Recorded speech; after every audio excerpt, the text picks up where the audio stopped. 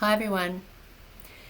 Have you ever had an experience where it's like it's been an awkward moment of some sort, you know, and someone says something that they've tried to sort of break the awkwardness by maybe trying to crack a joke or trying to detract, to redirect the conversation somewhere.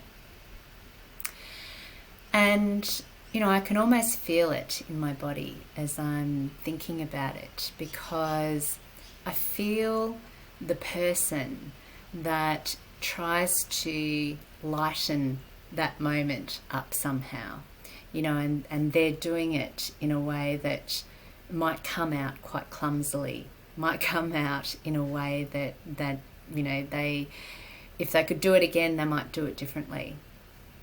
Maybe a joke that is really not interpreted in the way that they intended. And, when I think about our experiences in our human dynamics, in our workplaces, I often see in an instant that we are a much younger version of ourselves, that we are literally like a group of children that are, trying to make sense of what's going on in that activity together. And in those moments, there is like the child that I see that is really not knowing what to do, but so they grasp onto something, like trying to express and break up the discomfort of that moment by, trying to make a joke. And then the other children kind of being relieved that someone did something. However, also then being able to defer their own attention onto the joke that landed flat, because then it also gives the other children the ability to feel like, well, probably deep down in the unconscious there's this like relief that, oh gosh, well, I'm glad I wasn't the one that made that joke, through to not wanting to really look at what it was that was so awkward in the first place. And so now we can defer our attention to the joke that fell flat and the person that did it. And all of this, in its many, many potentially varied interpretations. I'm definitely seeing that, what I've just shared then is only one of many potential interpretations. But as a broader theme, what I see is that there are core sort of human needs and wants that sit at the foundation of the way in which we interrelate.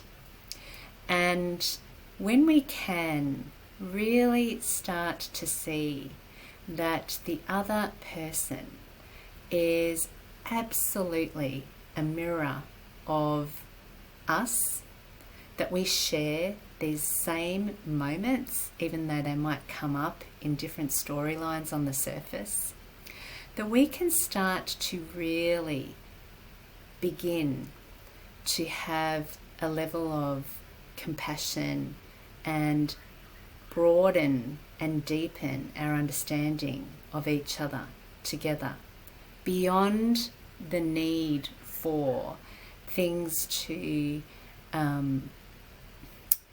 be sort of blamed or attributed to people outside of ourselves.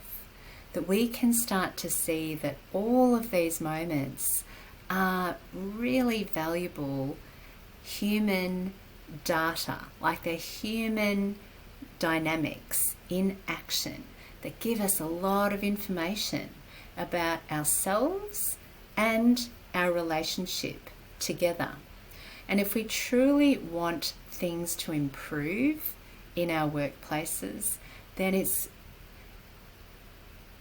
it's necessary, I believe, to look at all of the nuances as best we can in that moment. And as we start to explore the nuances a bit here and there, new understandings will emerge, and it will shift. It will start to shift the repetitive cycle of behaviour. And so really I see it as being something that is up to all of us together in these group dynamics to be willing to look and see what these moments hold. And as we start to do that, we have the invaluable opportunity to be more empowered in co-creating the experiences that we want to share together rather than getting stuck. So thanks very much for spending this time with me, and may you have a magical work day every day.